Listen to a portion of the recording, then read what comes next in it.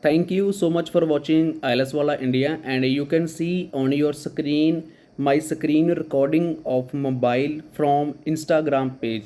And student who are doing IELTS IELTS and want to get good band score near about 6.5 or 7 band, they can buy prediction material from us. Drop to message on my WhatsApp. एक एक proof आपको देखने को मिलेगा screen के ऊपर, देख सकते हो। कोई झूठ नहीं है, कोई फेक नहीं है। हम किसी को कोई फेक ड्रीम नहीं दिखाते, झूठा ड्रीम नहीं दिखाते। ये लिसनिंग की प्रैक्टिस वीडियो आपको मिल रही है आपके एग्ज़ाम के हेल्प के लिए। उसके साथ प्रिडिक्शन प्लस मटेरियल में हम 20 reading, 20 speaking, 20 near about listening वगैरह प्रोवाइड करवाते हैं। एक एक प्रूफ पहले देख सकते हो आप मेरे इंस्टाग्राम पेज के ऊपर, लिंक आपको मिल जाएगा डिस्क्रिप्शन बॉक्स में। अगर आप भी प्रेडिक्शन लेना चाहते हो, मटेरियल लेना चाहते हो तो ड्रॉप कर सकते हो दिए गए व्हाट्सएप के ऊपर। 100% हेल्प मिलेगी, डेली क्लासेस भी मिलेंगी, वो फ्री है। You will hear a woman and a man talking about their work at a library. First, you have some time to look at questions 1 to 5.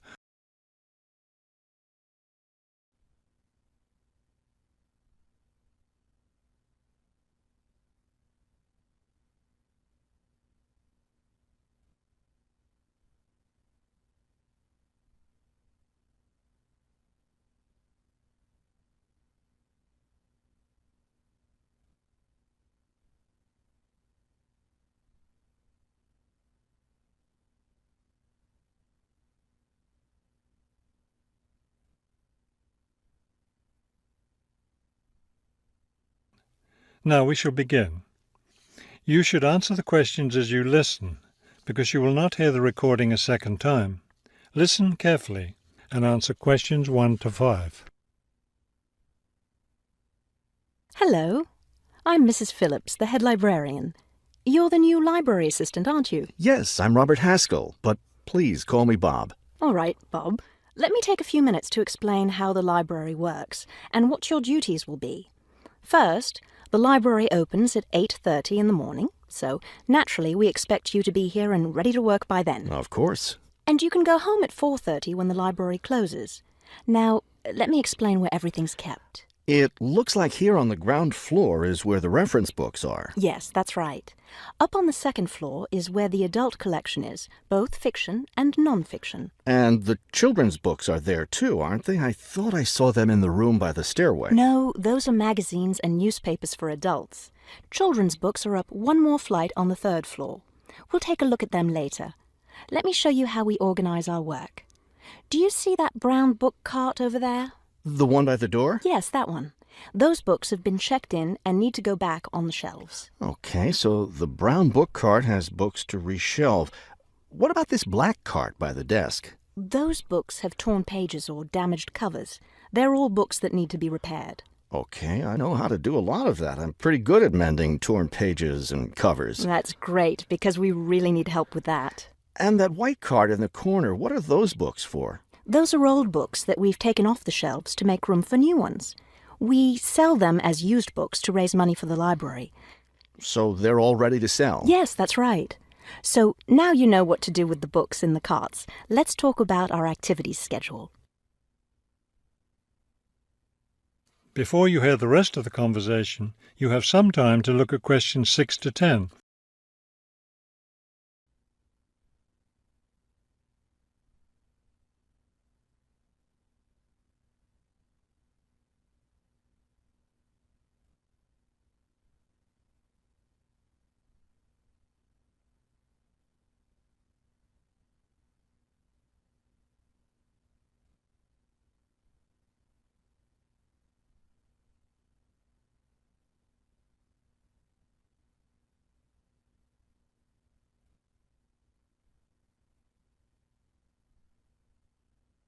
Now listen and answer questions 6 to 10. I understand this library has a number of interesting activities every week. Yes, our activities are quite popular. The most popular one is story time for the children. Do a lot of children show up for that? Yes, a good many. It takes place in the children's room on Thursday mornings at 11. Isn't there a family movie night too? Yes, but it's not at night anymore. We used to have family movies on Fridays when the library is open until 9, but now we have a different activity at that time, so we had to switch family movies to the weekend, Saturday afternoon. How much do you charge for the movies? They're all free. The movie always starts at 2:30 in the reference room, but you don't have to worry about that since you don't work on weekends. And what takes place on Friday evenings? We've just started a weekly lecture series. We have a different speaker every week, and the lectures cover all different kinds of topics. That sounds like something I'd be interested in attending. Good, because we'll need your help with that. You'll be working Friday evenings, and one of your duties will be to set up the meeting room on the first floor for the lecture. What time will you need that done? Let's say by 6:15. The lecture starts at 6:30, and the room needs to be ready well ahead of time. A lot of people arrive early. Maybe I should have the room ready by 6? That wouldn't be a bad idea. Okay, why don't I take you upstairs and show you the rest of the collection? That is the end of part 1. You now have half a minute to check your answers.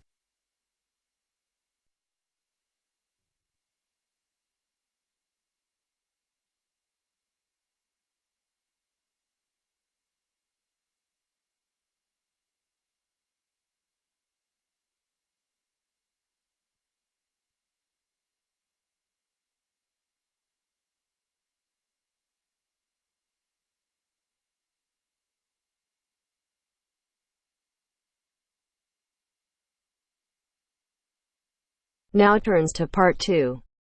Part 2. You'll hear 3 university students talking about a presentation which one of them has to give. First, you have some time to look at questions 21 to 24.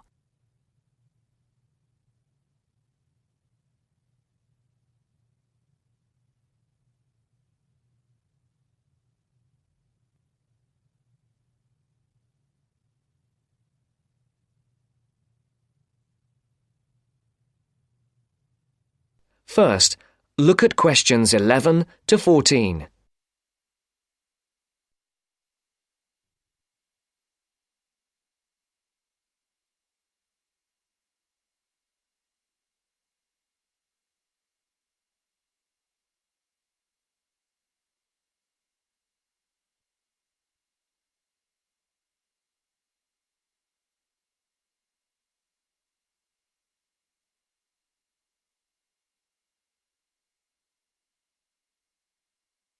Listen carefully. Hi, Joe. Hi, Isabel. Hi, Paul. Oh, hi, Paul. I've heard you've been stressing out about your presentation on art. I am. Are you still going to talk about the different types of art? Yes. Well, I was planning to, but there's so much stuff on the subject that I'm finding it difficult to put it all into one short presentation. Huh? I usually have the opposite problem. There's nothing worse than going blank, forgetting your words in front of a group of people. Well, the problem is that I don't know how to organize what I want to say in the presentation. Well, you know everything there is to know about the subject. It's just a question of selecting what you want to talk about. Well, there's a lot to discuss about the different periods in art. That's a good way to start. Then you can bring in how specific types of art were popular in each period. Yes, like how sculpture was popular in the classical period and paintings were popular in the Renaissance period. And how now a wide variety of media are used to create modern art. As long as you keep it concise, because it's a large area, there's so many periods and movements in art, and you don't want to just list them one by one. I agree. An explanation of the movements and periods in art wouldn't be too long. You're right. I need to just pick out some key points. Just mention the periods quickly so that I can move on to the real topic of the presentation. Yes, the variety of art, like sculpture, paintings, installations. I have an idea. Why don't you prepare a timeline to show to the class? That would be a nice visual, and it would focus your ideas so you don't get too sidetracked. Great idea.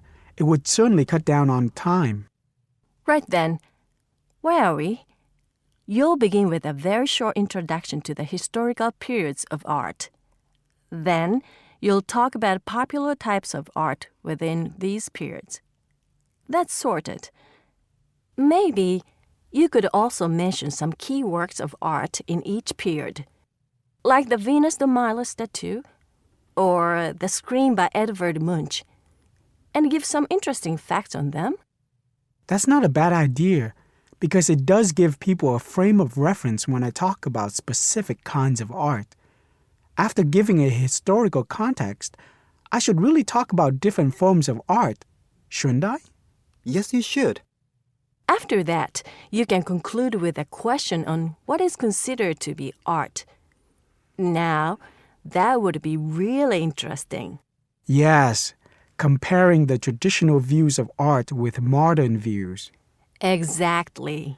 I think I'll have a collection of pictures, including famous pieces of art from classic to modern, projected on the wall, like the Mona Lisa, and some pop art, and ask people whether they think it's art or not. Before the broadcast continues, look at questions 15 to 20.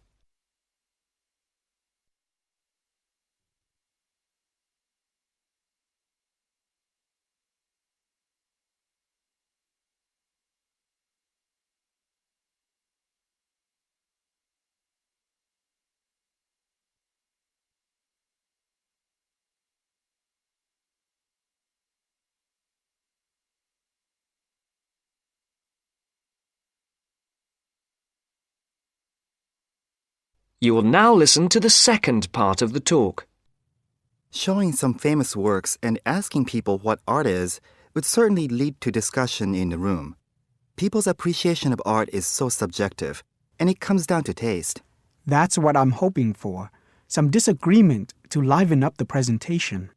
And you could stick in some really controversial ones like graffiti and modern art installations in between pieces of art that are universally accepted, like the work of the Renaissance painters. Sounds good to me. I have to say, I really don't understand some modern art myself. There was one recently that was just a pile of rubbish. It doesn't require much skill to create, does it? And what does it mean? There's no point to it. Actually, Joe, I like some modern art. It makes you look at the world in a different way. Artists now have the freedom to express themselves completely. Yes, but there is an idea now that anything can be art. I've heard of paintings being sold for large sums of money, which have been done by small children and animals. Now that's ridiculous. Oh, you could find one of those paintings and put it in your presentation, couldn't you, Paul? That would really be interesting. Well, Paul, what do you think? I like it. Just thinking. I'll need to do some more research to find pictures for the slideshow. Yes, we can help you, can't we, Joe? Of course. If you go to the fine art section of the library, I'm sure you'll find everything you need. Just ask the staff and they'll give you access to a slide bank of hundreds of famous works of art. And if you still can't find what you're looking for, use the library computers to go online. There are lots of images on the internet. Of course, you'll need to use a search engine like Google, but it's dead easy. Thanks, guys. I'm feeling much clearer about the project. Your ideas have been really useful. I think I should end with a quote of some kind by a famous artist. What do you think? That's a good idea. Now let's go to the library and see what they have. That is the end of part 2. You now have half a minute to check your answers.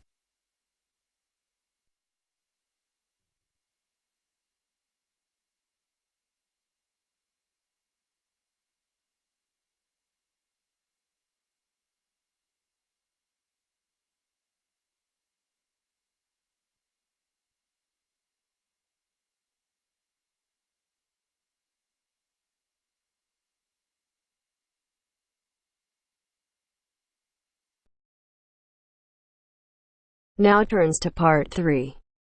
Part 3. You will hear a reporter talking on the radio about old racing cars. First, you have some time to look at questions 21 to 26.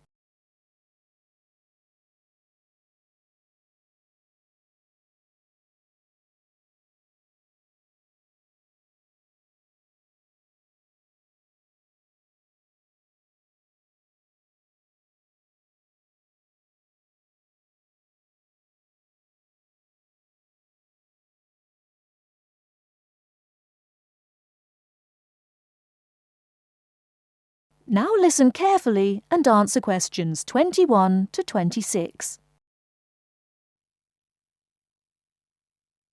The Goodwood Museum is currently celebrating some of the most extravagant types of car design in its Festival of Speed. Here's our reporter, Vincent Freed, who's on site to tell us about some of the cars on display. Well, here I am, standing in front of one of the most prestigious cars ever built, the Duesenberg. A fantastically expensive, luxurious car built in the early part of the 20th century and bearing all the glamorous qualities of the Jazz Age. How many were there? Well, only 473 Duesenberg J-types were ever built, and the model here is one of the rarest. Each had a short 125-inch chassis or framework, and the body was always in the form of an open two-seater. The technology behind the car's 6.9-litre engine was extraordinary. It featured capsules of mercury in the engines to absorb vibration and provide an incredibly smooth ride. In fact, these cars offered unparalleled performance. In an age when 160 kilometers per hour was considered very fast, the Duesenberg promised a top speed of 180 kilometers per hour and could do 140 kilometers per hour in second gear. Duesenberg, who designed the car, sold it as a frame and engine. This was typical of the age again, and many prestige manufacturers such as Rolls-Royce did exactly the same. Owners able to afford the hefty $9,000 price tag for the basic car would then commission a coachwork company to build a body tailored to their own individual requirements. The Duesenberg's great attraction for the driver was its instrument panel, which offered all the usual features but also several others, including a stopwatch. It was the Duesenberg's technology that lay behind its success as a racing car, and they dominated the American racing scene in the 1920s, winning the Indianapolis Grand Prix in 1924, 25 and 27. Before you hear the rest of the talk, you have some time to look at questions 27 to 30.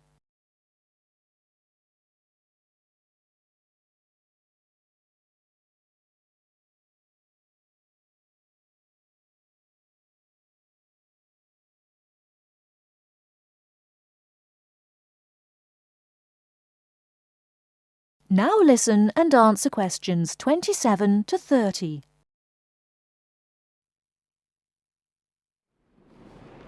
On to another celebrity, the 1922 Leia Helica. Only 30 of these French propeller cars were built, and the model here at Goodwood, which was the fourth to be made, is thought to be the only surviving example still capable of running. The brains behind this car was Marcel Leia, who was an aviation pioneer first and foremost, and the influence of flying is quite apparent in the car. The Leia very strongly resembles a light aircraft with its front propeller, but in this case, it's minus any wings, of course. It's quite odd to think that this car was whirring through France just as the Duesenberg was blasting down roads at 160 kilometers per hour across the Atlantic.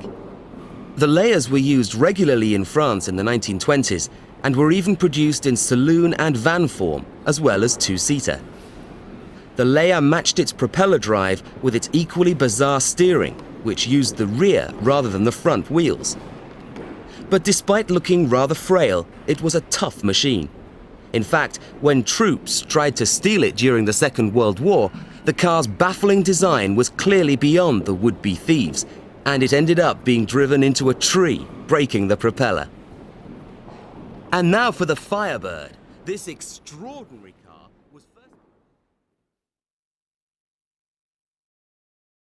That is the end of part 3. You now have half a minute to check your answers.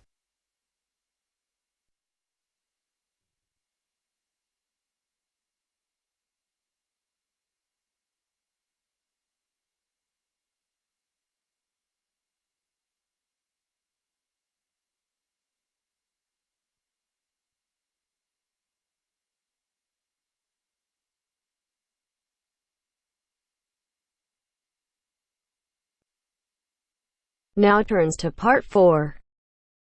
Part 4.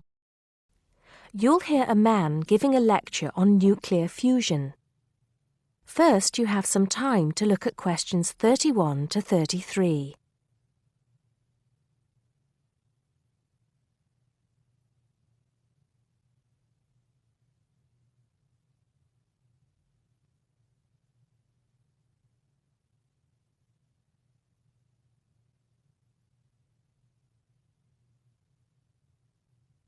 Now listen carefully and answer questions 31 to 33. I'd like to start by thanking so many of you for attending this, my first public lecture at this magnificent university. I'm going to be talking to you today about nuclear fusion. Before I proceed further, I would like to apologize on behalf of some of our newspapers for the sensationalist and hopelessly inaccurate articles that have been published on the subject over the years.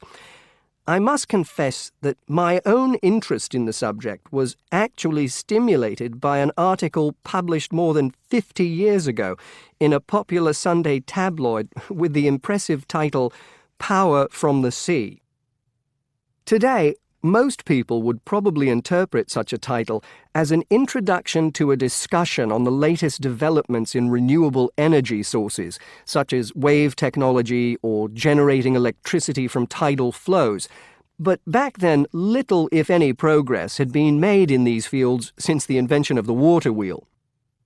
As I recall, following coverage of the opening of the world's first commercial nuclear power station, more than 50 years ago now, at Calder Hall in 1956, the article promised that we would have limitless, almost free electricity within 10 years.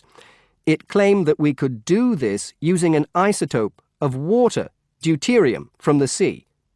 This would be used in reactors to combine simple molecules of hydrogen to form helium, releasing energy in the process. Of course, this is different from the process of nuclear fission, which today's nuclear reactors use. I wouldn't like to say that the article I read as a boy was totally inaccurate. It's true that the concept of producing energy from nuclear fusion, essentially reproducing the reactions by which our sun and other stars produce energy, depends on fusing atoms of hydrogen, but the timescale suggested was hopelessly wrong. To this day, despite some very embarrassing false claims from scientists who should have known better, we have not been able to produce energy from nuclear fusion in a controllable way. Let me make clear what I mean by this statement, before some journalist in the audience gets hold of the wrong end of the stick.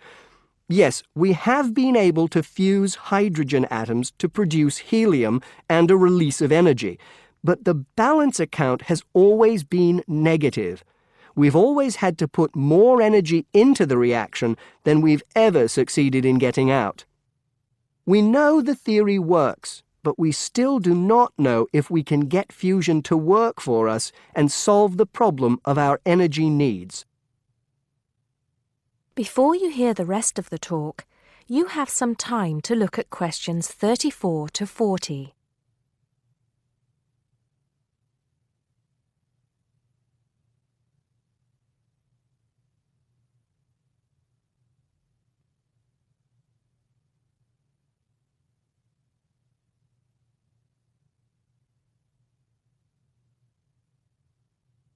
Now listen and answer questions 34 to 40. Here, I will briefly explain these problems before going on to give you a summary of the innovative ways being tested to overcome them. First of all, we have to try to understand the incredible physical conditions that exist inside a natural nuclear fusion reactor, such as the Sun. To start with, we have to create temperatures never experienced on our planet. Indeed, if we had experienced the temperatures required, then our planet would never have formed. We have to generate temperatures of at least 100 million degrees Celsius in a carefully controlled environment before we can even hope to produce a fusion reaction. The problems are immense, but it can be done. Many of you will know that you can put your hand into a very hot oven and not get burnt, provided you do not touch any of the surfaces. I won't go into the reasons for this phenomenon here, but we are applying roughly the same principles in designs for fusion reactors. I think I can promise you that the heat will be confined to a very small area. The other major problem we have to find a solution to is pressure. The pressures in a massive body like the Sun are vast, and this is what brings the hydrogen atoms into such close proximity to one another that they fuse into helium. We may not have to achieve the same pressures in a fusion reactor, but even so, it is a huge technological problem. What, then, makes me hopeful about the future of energy from nuclear fusion? Perhaps surprisingly, it is developments in laser technology. We can now use lasers to control the nuclear fuel pellets so that they remain suspended inside the reactor without touching the sides.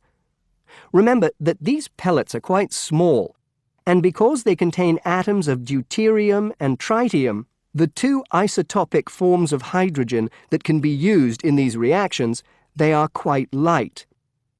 The lasers will also compress the fuel pellet to raise the pressure to that required to initiate the fusion reaction.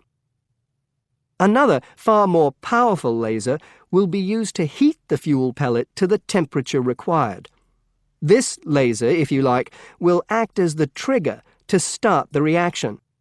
Once started, it is hoped that the reaction will produce enough energy to maintain itself, and also that it will produce a surplus in the form of heat that can be used to produce the steam needed to drive turbines in order to generate the electricity the world needs. To give you some idea of how much energy we can produce, it has been calculated that just 1 kilogram of fusion fuel is capable of producing the same amount of energy as 10,000 tons of fossil fuel. I think you would agree that such an objective is worth working towards. I believe, and I am not alone in this, that nuclear fusion could supply the world's energy needs for centuries to come.